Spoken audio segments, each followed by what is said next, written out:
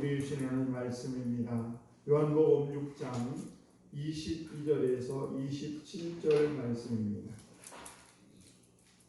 요한복음 6장 22절에서 27절 말씀 한 절 한 절 교독하겠습니다. 이튿날 바다 건너편에 서 있던 무리가 배 한 척 외에 다른 배가 거기 없는 것과 또 어제 예수께서 제자들과 함께 그 배 오르지 아니하시고 제자들만 간 것을 보았더니 그러나 예수께서 축사하시고 여럿이 떡 먹는 그곳에 가까이 왔더라. 무리가 거기에 예수도 안 계시고 제자들도 없음을 보고 곧 배들을 타고 예수를 찾으러 가버나움으로 가서 바다 건너편에서 만난 랍비여 어제 여기 오셨나이까. 예수께서 대답하여 이르시되 내가 진실로 진실로 너에게 이르노니 너희가 나를 찾는 것은 표적을 본 까닭이 아니요 떡을 먹고 배부른 까닭이로다. 썩을 양식을 위하여 일하지 말고 영생하도록 이르는 양식을 위하여 하라. 이 양식은 인자가 너에게 주리니 인자는 아버지 하나님께서 인지신 자니라. 아멘. 기도하겠습니다. 하나님 아버지 감사합니다. 오늘도 한날을 우리 허락하시고 우리 귀한 성도들 주 앞에 올 수 있도록 은혜 베풀으심을 참으로 감사합니다. 아버지 한 영혼 한 영혼 이 귀한 새벽에 일일이 저들을 만나주시고 저들의 삶 속에 함께 하셔서 언제나 주님과 동행함으로 참된 기쁨이 넘치는 귀한 영혼들 다 될 수 있도록 은혜 베풀어 주옵소서. 아버지 간절한 기도의 제목들이 있습니다. 우리 주님은 다 아시는 줄로 믿사오니 주여 저들의 기도를 들어 응답해 주시고 오늘도 주님 때문에 주님으로 인하여 기쁨이 넘치고 또 소망이 넘치는 한 날 될 수 있도록 은혜 베풀어 주시기를 원합니다. 저희들을 연약합니다. 부족합니다. 주님이 함께하지 아니하면 저희는 한시도 아버지 살아갈 수 없는 인생을 이 시간 고백하며 주 앞에 왔사오니 아버지 오늘 이 귀한 새벽에도 말씀을 통하여 다시 한번 우리의 마음을 또 우리의 삶을 내 인생을 되돌아보는 귀한 새벽 되게 하여 주시옵소서.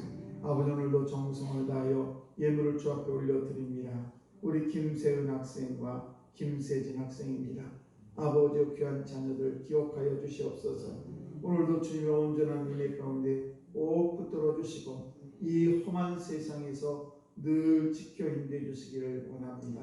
지혜롭게 하시고 배움에 게을리지 않도록 도와주시고 좋은 친구 만나게 하시고 또 아버지 하나님의 사랑이 저들을 통하여 증거될 수 있도록 주께서 날마다 붙들어 주시기를 원합니다.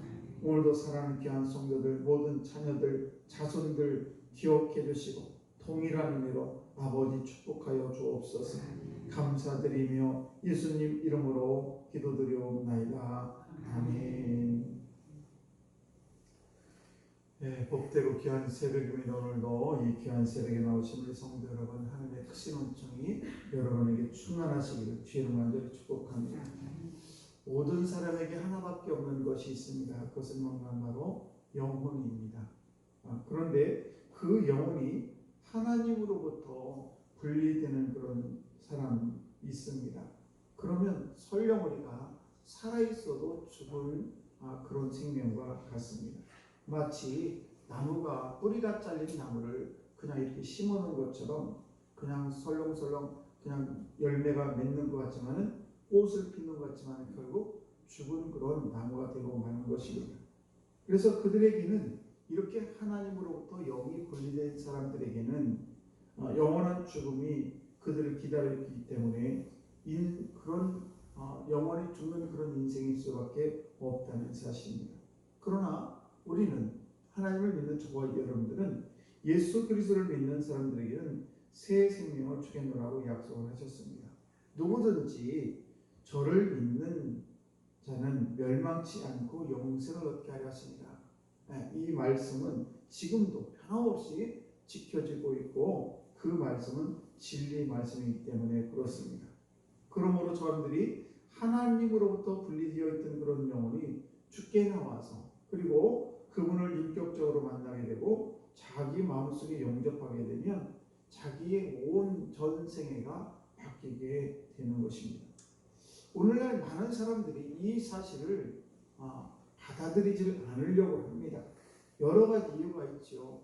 왜 여러 가지 이유가 있느냐? 지금 당장 눈앞에 놓여 있는 먹고 사는 문제, 또 우리가 어떻게 인생을 즐기며 살아갈 수 있느냐, 뭐 여러 가지 문제가 있을 수 있겠죠. 그래서 그들에게 물어보면 뭐 한가하게 무슨 예수를 믿고 그럴 시간 어디 있어요? 지금 내가 먹고 사는 문제도 해결하기 어려운데 무슨 영혼의 문제입니까? 라고 반문하는 사람들이 참으로 많죠. 그래서 사실 현대인들은 그런 영적인 문제에 대해서 별로 고민하지 않고 그냥 한 번 주어진 인생이니까 그냥 한번 즐기며 살아가면 되지라고 생각하는 경향이 너무 많다는 것이죠. 특별히 젊은 사람들은 더 그렇습니다. 젊은 사람들은 지금 어떤 저축을 하고 뭐 어떻게 이런 것에 대해 설계를 하는 것이 아니라 그냥 있는 것 그 자체, 그거 오늘 하루 벌어 오늘 하루 다 쓰고 뭐 이런 식으로 생각하는 그런 청년들도 많이 있습니다. 어쩌면 아마 예수님 당시에도 많은 유대인들이 그런 생각을 가지고 있었을 것입니다. 영생의 문제, 뭐 이게 뭔가 라고 하면서 별로 관심이 없었고, 오늘 현대인 많은 사람들도 관심은 먹고 사는 문제, 그리고 어떻게 하면 문화생활을 더 즐기면서 살아갈 수 있는가 라는 그런 생각을 가지고 있다는 사실입니다. 그러면 그들이 하는 이야기를 즐기면서 사는 것도 시간이 부족한데 무슨 예수를 믿고 뭐 시간을 쪼개가지고 그렇게 살아가는가라고 생각하는 그런 사람들이 많다는 것이죠. 그래서 열심히 먹는 문제를 위해서 많이 노력을 합니다. 그리고 먹는 문제를 해결하기 위해서 좀 더 나은 생활을 하기 위해서 열심으로 아침부터 저녁 늦게까지 일을 합니다. 그래서 우리가 어떻게 새끼 밥만 먹고 사느냐, 문화생활도 해야지. 그래서 토요일이나 일요일이면 들러 사러 나가게 됩니다. 이것이 현대인들의 젊은 사람들의 생각입니다. 그래서 우리가 이렇게 문화생활 하는 것 틀린 이야기 아니죠. 그러나 더 중요한 것은 우리가 영적인 문제도 우리가 인생을 살아가는 꼭 우리가 생각할 필요가 있다는 사실입니다. 이 영적인 문제는 우리가 살아있을 때에 해결해야지, 죽고 난 후에는 하나님을 알지 못하고 죽은 후에는 아무리 몸부림을 쳐도 하나님을 영적인 문제가 해결되지 못한다는 사실이죠. 그래서 오늘 본문을 보시게 되면 유대인들이 지금 예수님께서 이전에 보리떡 5개 물고기 2마리를 가지고 많은 사람을 먹이고 그리고 많은 떡이 남았지요. 이것을 그들은 바라봤습니다. 그리고 그런 소문이 얼마나 많이 퍼졌겠습니까? 그런 어린아이하고 그 여자들을 뺀 5,000명이 그냥 다 합하면 10,000명 정도가 된다고 생각하면 그들이 다 흩어져서 야 이거 대단한 분이 나타났다. 왜? 보리떡 5개와 물고기 2마리를 가지고 5,000명을 먹이고도 12광주에 남는 그런 사람이 나타났다고 생각하니까 얼마나 많은 사람들이 기대를 했겠습니까?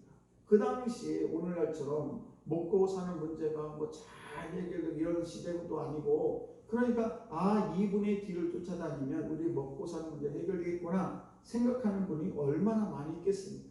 그래서 지금 오늘 말씀을 보시게 되면 22절 말씀을 보시게 되면 이튿날 바다 건너편에 서 있던 무리가 배 한 척 외에 다른 배가 거기 없었던 것과 또 어제 예수께서 제자들과 그 배에 오르지 아니하시고 제자들만 가는 것을 보았더니, 그때는 배가 한 척밖에 없었고 그리고 그 배를 제자들이 타고 가고 없어요. 배가 하나도 없는데 23절 말씀을 보시게 되면 그러나 라고 하면서 디베라에서 배들이 주께서 축사하시는 여럿이 떡 먹던 그곳에 가까이 왔더라. 많은 배들이 이제 배도 한 척이 없는 그 배 빈터에 많은 사람들이 소문을 듣고 배를 타고 예수님께서 기적을 베풀었던 그곳에 다시 모여드는 것을 볼 수가 있습니다. 그러면서 24절에 뭐라고 얘기하냐면 무리가 거기에도 예수가 안 계시고 제자들도 없음을 보고 곧 배들을 타고 예수를 찾으러 가버나움으로 가서 25절에 바다 건너편에서 만나 라비야 언제 여기 오셨나이까 하니 이렇게 얘기해요.